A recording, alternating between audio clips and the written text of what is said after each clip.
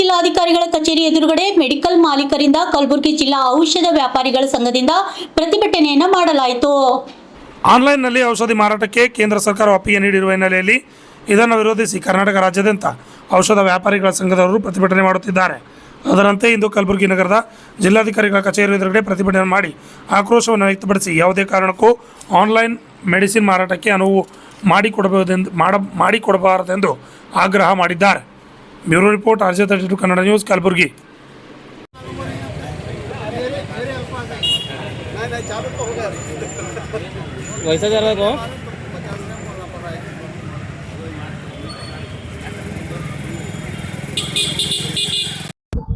ಇಂದು ರಾಷ್ಟ್ರವ್ಯಾಪಿ ಏನು ಬಂದ್ ಮಾಡ್ತಾ ಇದ್ವಿ ನಾವು ಔಷಧಿ ವ್ಯಾಪಾರನ. ಅದರ ಮೂರು ಪ್ರಮುಖವಾದ ಬೇಡಿಕೆಗಳಿವೆ ನಮ್ಮ. ಮೊದಲನೇದಾಗಿ ಆನ್ಲೈನ್ ಸೇಲ್ ಆಫ್ ಮೆಡಿಸಿನ್ಸ್ ಅಂದ್ರೆ ಅದನ್ನು ಪೂರ್ತಿ ನಿಲ್ಲಿಸಬೇಕು ಸರ್ಕಾರ.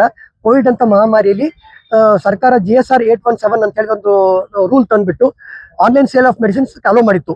ಈಗ ನಮ್ಮ ಡಿಮಾಂಡ್ ಅಂದ್ರೆ ಅದನ್ನ ನಿಲ್ಲಿಸಬೇಕು. ಕೋವಿಡ್ ಹೋಗಿದೆ, ಈಗ ಈ ಪಾರಂಪರಿಕವಾದ ಮೆಡಿಕಲ್ ಶಾಪ್ದವ್ರು ಬದುಕಬೇಕು. ಅದಕ್ಕಾಗಿ ಆನ್ಲೈನ್ ಮೆಡಿಸಿನ್ ವ್ಯಾಪಾರ ನಿಲ್ಲಿಸಬೇಕು ಅವರು.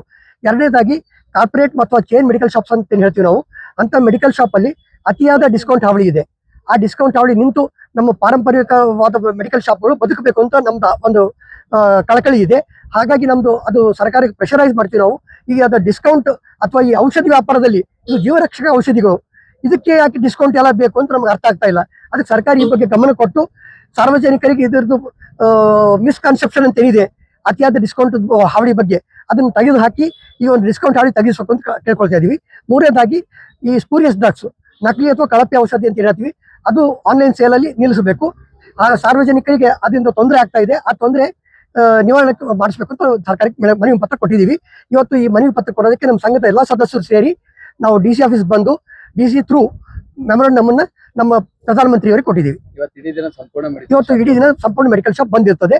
ಆದ್ರೆ ಸಾರ್ವಜನಿಕರಿಗೆ ತೊಂದರೆ ಆಗ್ಬಾರ್ದು, ಬೇಕಾದಂತ ರೋಗಿಗಳಿಗೆ ತೊಂದರೆ ಆಗ್ಬಾರ್ದು ಅಂತ ಹೇಳಿ ಇವತ್ತು ಕೆಲವು ದೊಡ್ಡ ದೊಡ್ಡ ಆಸ್ಪತ್ರೆ ಅಂದ್ರೆ ಬಸವೇಶ್ವರ ಹಾಸ್ಪಿಟಲ್ ಆಗಿರ್ಬೋದು ಅಥವಾ KBN ಆಸ್ಪತ್ರೆ ಆಗಿರ್ಬೋದು ಅಥವಾ ಅಟ್ಯಾಚ್ಡ್ ನರ್ಸಿಂಗ್ ಹೋಮ್ಸ್ ಅಲ್ಲಿ ಒಳಗಡೆ ಇರುವಂತಹ ಮೆಡಿಕಲ್ ಶಾಪ್ಗೆ ನಾವು ಸಂಘದ ಪರವಾಗಿ ನಾವು ಅವರಿಗೆ ತೆಗೆದಿರೋಕೆ ಪರ್ಮಿಷನ್ ಕೊಟ್ಟಿದ್ದೀವಿ.